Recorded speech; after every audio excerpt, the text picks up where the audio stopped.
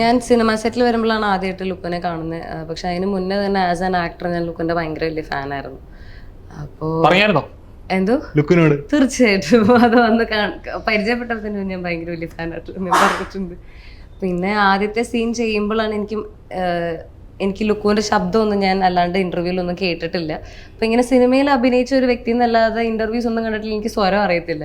അപ്പൊ ആദ്യത്തെ സീക്വൻസ് ചെയ്തപ്പോ വിക്കനായിട്ട് അഭിനയിച്ചപ്പോൾ ഞാൻ പാക്കേജ് വന്നിട്ട് ഉല്ലാസന്റെ അടുത്താണ്, എനിക്ക് ഓർമ്മയില്ല, ലുക്കുവിന് ശരിക്കും വിക്കുള്ളതാണോ അതങ്ങനെ അഭിനയിക്കുന്നത് ഇത് ഞാൻ കണ്ട ആളല്ല.